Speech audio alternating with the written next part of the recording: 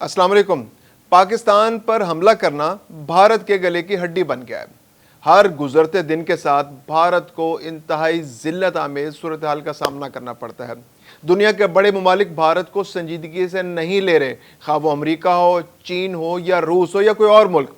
और अब शंघाई ताउन तंजीम के इजलास में तो जिल्लत की इंतहा हो गई। वो इस तरह कि भारत इसरार करता रहा कि मुश्तरका एलामिये में पहलगाम वाक़े का जिक्र हो और पाकिस्तान को मुलविस करने की कोशिश की जाए। उनकी ये कोशिश तो दरकिनार, दूसरी जानिब जब एलामिया सामने आया तो उसमें लिखा था कि भारत बलूचिस्तान के अंदर दहशतगर्दी में मुलविस है। यानी बलूचिस्तान की सूरत हाल जो पाकिस्तान का मौक़िफ़ था वो शंघाई ताउन तंजीम के मुश्तरका एलामिये का हिस्सा बन गया और भारत मुंह तकता रह गया। भारत के वज़ीर दिफा राजनाथ ने इस एलामिये पर गुस्से में आकर दस्तखत करने से इनकार कर दिया और ये पाकिस्तान की बहुत बड़ी फतह है कि शंघाई ताउन तंजीम जो इस खित्ते की सबसे अहम तंजीम है उसमें पाकिस्तान के मौक़िफ़ को गैर मशरूत तौर पर तस्लीम कर लिया गया है। मैं हूं खुर्रम कलीम और आप देख रहे हैं 24 डिजिटल। शंघाई ताउन तंजीम आखिर ये तंजीम है क्या? ये एक ऐसी तंजीम है जिसमें खित्ते के अहम तरीन ममालिक शामिल हैं। अगर देखा जाए तो अमरीका और वेस्ट के मुकाबले में अगर कोई तंजीम पोटेंशली मौजूद है तो वो शंघाई ताउन तंजीम है, क्योंकि इसके अंदर खित्ते के अहम तरीन ममालिक शामिल हैं, खा वो सेंट्रल एशिया से हों या वो फार ईस्ट से हों या वो जनूब मशरकी एशिया से। अहम तरीन मुल्क चीन, रूस, Bharat, Pakistan, Iran, काज़किस्तान, Kyrgyzstan, Tajikistan, Uzbekistan और बेलारूस। यानी कि सेंट्रल एशिया के ममालिक, फार ईस्ट के ममालिक और हमारा जनूबी एशिया। ये इन ममालिक के तमाम, तकरीबन अफ़गानिस्तान को छोड़ के तमाम ममालिक इस ताउन तंजीम के हिस्सा है और ये मईशत को सामने रखकर बनाई गई है। और जिस तरह से दुनिया में अब आने वाले दिनों में अमेरिका दबाव बढ़ा रहा है और मगरिब उसका साथ दे रहा है और वो एक हर मुल्क पर पाबंदी लगा देते हैं, उसकी कंपनियों पर पाबंदी लगा देते हैं, उसके मईशत का नातका बंद कर देते हैं, तो ऐसे में ये तंजीम एक नए ब्लॉक की सूरत में सामने आ सकती है जिसमें ये पोटेंशियल मौजूद है कि वो अमरीकी डॉलर का मुकाबला कर सकती है। ब्रिक्स के नाम से एक तंजीम बनी थी जिसमें बहुत सारी बड़ी बड़ी इकॉनमीज शामिल हुई थी जो अमेरिका और वेस्ट से अपने आप को आज़ाद करना चाहती थी, लेकिन अमरीकी दबाव के सामने वो भी घुटने टेकने पर मजबूर हो गई। अब ये तंजीम मौजूद है। इस तंजीम के अंदर भारत एक अहम रुकन था। पहले तो वो पाकिस्तान की मेंबरशिप की मुखालफत करता रहा, लेकिन पाकिस्तान ने लॉबिंग करके उसकी मेंबरशिप ले ली। अब जब पाकिस्तान इस तंजीम का रुकन बन चुका है तो पाकिस्तान ने अपनी अफादियत इसके अंदर साबित कर दी है। सेंट्रल एशियाई ममालिक से तो पाकिस्तान के ताल्लुकात वैसे ही बहुत आइडियल हैं। ताजिकिस्तान, किर्गिज़स्तान, काज़किस्तान पाकिस्तान के ब्रादर इस्लामी मुल्क है और 1992 में जब इनको आज़ादी मिली उसके बाद से पाकिस्तान ने फौरी तौर पर इनसे सफारती ताल्लुकात बहाल किए थे। चीन पाकिस्तान का सबसे टाइम टेस्टेड फ्रेंड है जिसने हर मुश्किल, अच्छे बुरे वक्त में पाकिस्तान का गैर मशरूत तौर पर साथ दिया और पाकिस्तान भी हमेशा चीन के साथ कंधे से कंधा मिलाकर खड़ा रहा। और मई के अंदर 6 मई के वाक़यात हों या 10 मई के वाक़यात, चीन ने पाकिस्तान की टेक्नोलॉजी के जरिए मदद की और पाकिस्तान ने उस टेक्नोलॉजी को चीन से ज़्यादा अच्छे इस्तेमाल करके भारत को धूल चाटने पर मजबूर कर दिया। आज इस इजलास के अंदर भी चीन, रूस, किर्गिज़स्तान, सेंट्रल एशियाई ममालिक और बेलारूस की मौजूदगी में पाकिस्तान ने अपने मौक़िफ़ को दुरुस्त तस्लीम कराया। रूस एक ऐसा मुल्क था जो भारत के साथ बहुत अरसे से, जब से वो भारत तश्कील दुनिया में आया, जब से उसकी तश्कील हुई, भारत के साथ रूस के ताल्लुकात बहुत ज़बरदस्त रहे।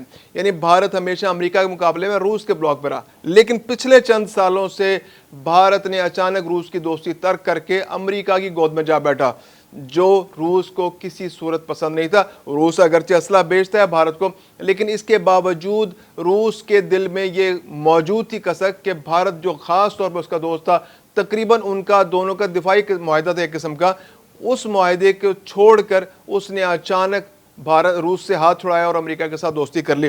तो रूस को इस बात का एहसास था। इसके बाद रूस ने पाकिस्तान को अहमियत देना शुरू कर दी। पहले पाकिस्तान के लिए मुमकिन नहीं था कि रूस के साथ बायलैटरल सतह पर बहुत अच्छे ताल्लुकात रख सके। अब रूस और रूस के साथ उसका जो रूस का बहुत करीबी मुल्क है बेलारूस, بیلاروس تو وہ ملک ہے جس کے ساتھ پاکستان کے بہت ہی زیادہ آئیڈیل تعلقات ہیں، خاص طور پر جو ہمارے پاکستان کی جس وقت موجودہ سیٹ اپ ہے گورنمنٹ کا، نواز شریف، شہباز شریف، ان کے تو پرسنل لیول پر بیلاروس کے ساتھ تعلقات ہیں، اور یہ دونوں ذاتی دوروں پر اس ملک کا دورہ کرتے ہیں، اور جب بھی بیلاروس کے صدر یہاں پر آتے ہیں تو ان کا غیر معمولی استقبال کیا جاتا ہے اور ان کو اپنے گھر کے ممبر کی طرح ٹریٹ کیا جاتا ہے، جیسے وہ شریف فیملی کے گھر کے مہمان ہوں۔ یہ ملک، اس کے علاوہ چین سے، جیسے میں نے آپ کو بتایا کہ چین سے ہمارے تعلقات آئیڈیل ہیں، اور ایران جو آج سے کچھ عرصے پہلے تک انڈیا کی دوستی کا دم بھرتا تھا، اس کو بھی حالیہ اسرائیل ایران جنگ کے اندر ریئلائز ہو گیا کہ انڈیا سب سے زیادہ مشکوک ملک ہے اس دنیا کے اندر، اور وہ کبھی بھی دھوکہ دے سکتا ہے، اور اس نے اسرائیل کے ساتھ مل کر ایران کے اندر سازشوں کا بازار گرم کر دیا، بلکہ اس نے اسرائیل کے ایجنٹ کا کردار ادا کیا۔ ایران کے اندر جو انڈین اہلکار موجود تھے وہ انڈیا کے ساتھ ساتھ اسرائیل کے لیے کام کرتے رہے، اور انہوں نے اسرائیل کو انٹیلیجنس فراہم کی، جس کی بنیاد پر اسرائیل نے ایران کے اندر اپنے مخصوص اہداف کو پرفیکشن کے ساتھ نشانہ بنایا، جس سے ایران کی جو عسکری قیادت تھی، جو پاسداران تھے اور جو سائنسدان تھے، وہ جان سے گئے اور شہید ہو گئے۔ اس میں انڈیا کا برابر کا ہاتھ تھا۔ تو ایسے میں ایران کا جو کردار ہے وہ بہت جو ایران نے انڈیا کے کردار کو بہت مشکوک پایا ہے۔ تو اس کے بعد بھی ایران ایک ایسا ملک ہے جس کی پارلیمنٹ کے اندر بھی اب تشکر پاکستان کا ذکر ہو رہا ہے، وہاں نعرے لگ رہے ہیں، صدر کی تقریر کے دوران تشکر پاکستان کی بات ہو رہی ہے۔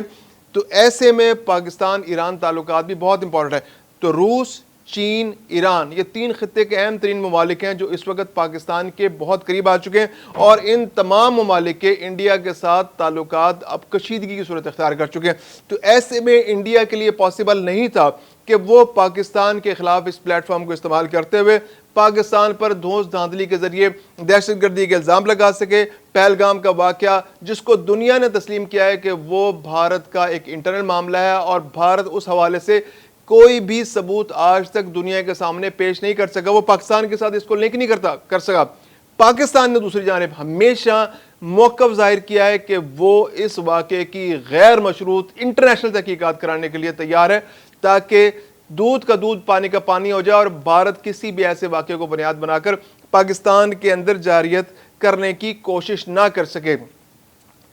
وزیر دفاع راج ناتھ جو چائنا کے اندر موجود تھے، وہ بہت چیختے چلاتے رہے، پریس ٹاک کی، میڈیا سے بات کی، سب سے بات کی، وہاں پر روٹ کے ان کو دکھاتے رہے، لیکن اس کے باوجود کسی نے ان کی بات پر کان نہیں دھری۔